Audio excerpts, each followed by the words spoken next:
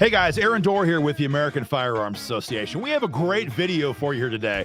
Everyone knows the Second Amendment is not about hunting. It's about stopping tyrants, but it's also used, and pretty good for using, at stopping criminals. And we love to highlight these situations where good guys use their firearm to stop violent criminals. Guys, as you know, we're not lawyers here at AFA. We fight for gun rights in the state capitals and then Congress for our members. So we're not going to give you legal advice. I'm just going to tell you what we think we would do if we were in the good guys situation. Again, guys, subscribe to our channel for more content like this.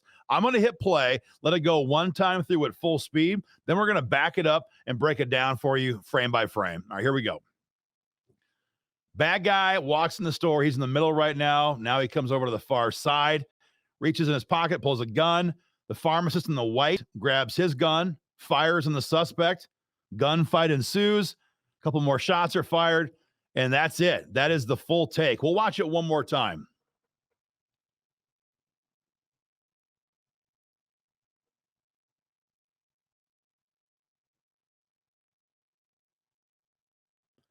It happens fast. They always do. So let's break this down. And again, our goal here is not to criticize this pharmacy owner. Our goal is to find little ways we could improve on what he did so that we are more mentally and prepared physically if this ever, God forbid, happens to us. So here's some of the backstory here.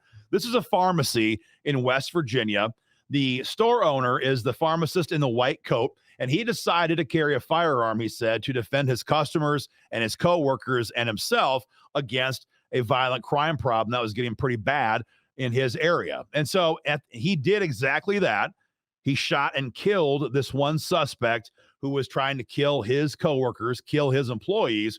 That guy died, and the good guy and all the good guys in this situation lived. So we're going to break down this video frame by frame and go through it. Here we go. So to note, there's a couple people there walking out the door. So right away, you've got innocent bystanders there in the background. You've got two employees next to the pharmacist right now. Just so you have at least four innocent parties, five counting the pharmacist, in this very confined space. That's why practice on the range is really, really important.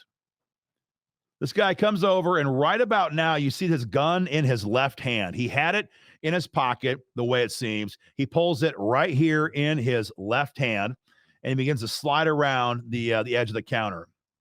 So right here, his gun comes up. You can't see it because the other guy's head is in the way. The gun comes up. The pharmacist now can see there's a threat, and you can see his right hand beginning to move. His right elbow is already coming up, obviously going for a draw on his handgun. Now the bad guy now has his gun in both hands, aiming it right at the coworkers or the employees of the pharmacist. And so the pharmacist right now look, his coworkers might not agree, but the pharmacist does a pretty good job of using his two employees, not as cover because they're not cover, but to conceal his movements, right? He is sliding over while drawing his handgun to engage this would-be killer. And he does so in a way that the bad guy can't even see him do it. Slides over, and now you can tell the good guy, his shoulder is back down. He is holding that gun down low, ready to come up and engage. Boom, right there. His gun comes up right as his two employees' heads clear his field of fire. Not by much, but he didn't have much space to work with, and he is now up on target. At least one shot fired, and we believe the bad guy shot at him right here as well. Another shot fired. Yeah, we see a thumb coming on top of the support thumb on top of the main firing hand here. He might get slide bite, but that's a small price to pay given what's going on. More shots are being fired. The bad guy now comes up and he aims his gun again right back at the pharmacist from around 5 feet away, and we believe he fires. The good guy fires again and again right here. Right there was his shot. And that's where the video cuts right there. So again, the outcome here was what we are hoping for. No innocent people were hurt. No employees, the store owner, the customers, they were not hurt. And again, the bad guy died on site from his wounds in this situation. There's no audio with this video. We believe that 4 shots were fired by the good guy at least, and maybe a couple more and at least a shot or two from the bad guy. So takeaways from us are pretty simple. The guy did a good job at using concealment to hide his movements, draw his handgun, and engage the threat. But something to be aware of is that these days, more than ever, criminals are not always going to simply drop if you shoot them one time. There's all kinds of books on this. There's studies on this. They're usually hopped up on narcotics. They also, in some cases, have a homicidal rage, which makes them not act normal after being shot. And these days, also, as is the case with a Buffalo, New York grocery store shooter from a couple of years ago, bad guys are wearing body armor. And so what almost cost this pharmacist his life was the initial engagement. You can see it right here. I'll hit play right here. He shoots what appears to be one time, maybe two at the most. And it's like he thought that that was the end of the engagement. The bad guy goes down.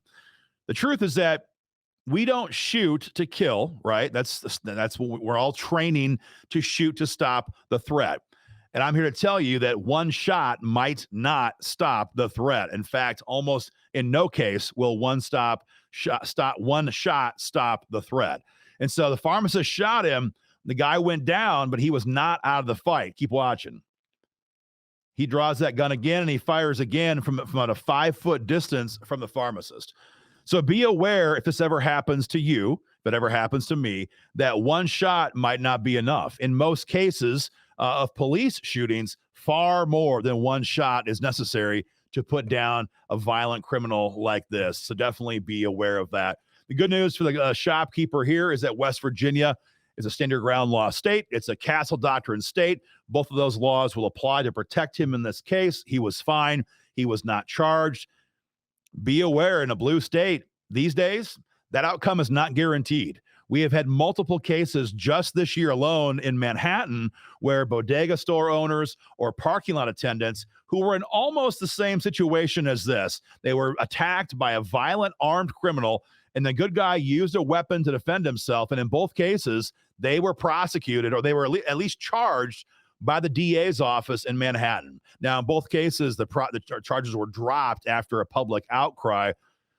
But these days, it all comes down to what jurisdiction you're in if you're going to be charged after a use of force situation like this. One more big shout out to the pharmacist. Having these security cameras not only protects him and his merchandise from theft, from possible employee theft and things like that, it also gives clear evidence as to what happened and who drew the firearm first. And so these days, having those security cameras is a lot about site security, but it's also about legal security or avoiding legal jeopardy afterwards by having a clear account of what happened and why you used the force that you used. So a smart move on his part for lots of reasons in having these cameras. So all in all, guys, our take is pretty simple.